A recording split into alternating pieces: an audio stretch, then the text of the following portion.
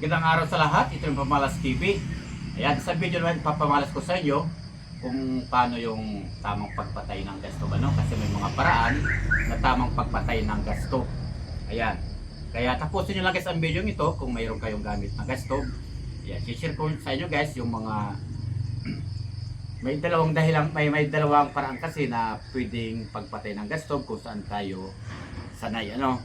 Unang-una, kapag tayo nagagamit guys, mas maganda kasi yung check natin lahat ang ating mga gas stove kung may leak o wala Ayan. Di bali doon na tayo sa pagpapatay. Dire-diretso na tayo guys, huwag na tayo magpatagal pa. Yan. Bago tayo maggamit ng gas stove, siyempre titingnan natin yung mga connection ng ating gaya nitong sa hose. Kung walang leak yan dito sa mga connecting gaya dito, saka dito. Yan yan ang pinaka-importante guys, dahil isa yan sa mabilis maubos ating gas kapag yan ay may mga leak yan dyan. Lalo na dito sa ating regulator Yan.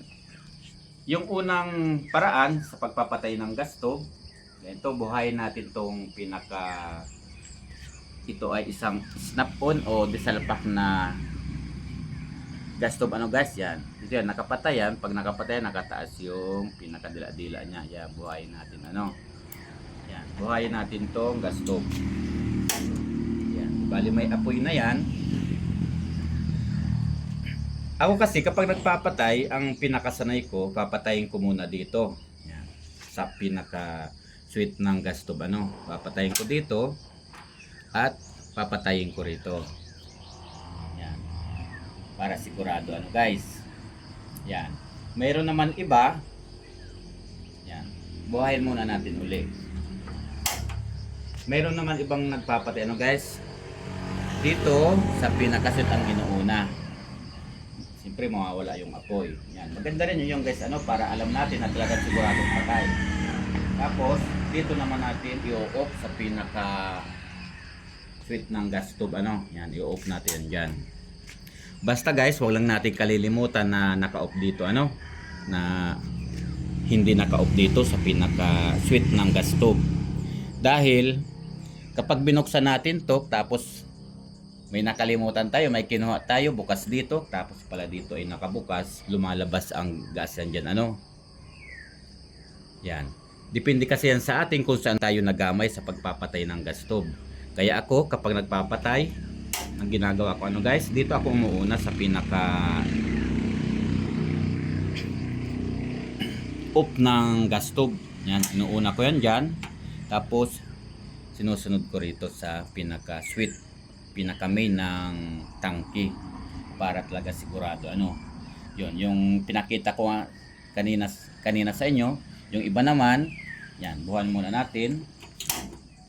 Dito ang inuuna sa pinaka main.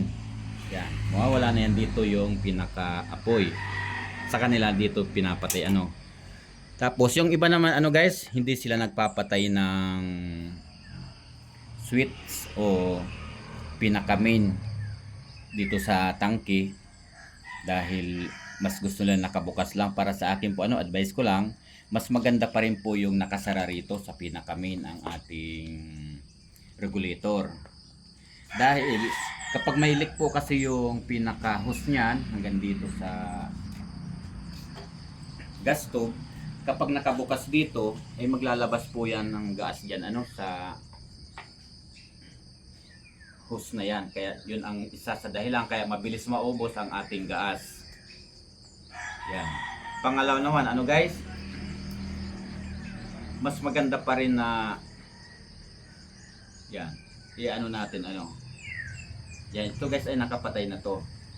Mas maganda pa rin yung ugalayin natin na nakasara talaga dito sa pinaka main ang ating tangke, na hinahayaan lang natin nakabukas. Kasi itong gas stove guys, itong gas stove na to, ito may sarili naman tong lock, may sariling lock. Ang inaano ko lang, yung halimbawa hindi natin alam kung may natnat yan na daga dyan sa house natin, tapos nakabukas dito sa pinaka tangke o pinaka main ng ating regulator, lalabas yung gas yan. Kaya talaga mabilis maubos ang gas natin. Kasi mayroon na akong napuntahan yan na nginat-ngat yung may butas na pala yung hose dito, hindi niya alam. Kaya pag nagagamit siya, mabilis maubos yung kanyang gas dahil laging nakabukas yung pinaka-main.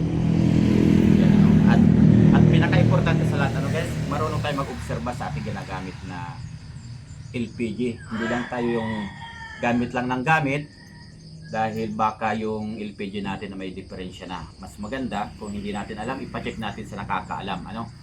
Ayan. Yan lang guys, ang share ko sa inyo, yung tamang pagpatay ng ating gas stove.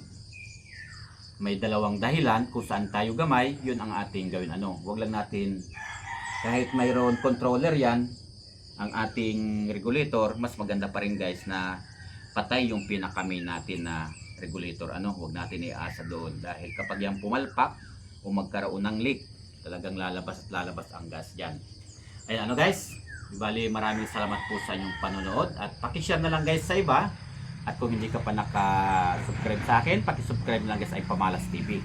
Guys, magandang at maraming salamat po sa inyong panonood. Hanggang dito lang po ay Pamalas TV. Bye-bye!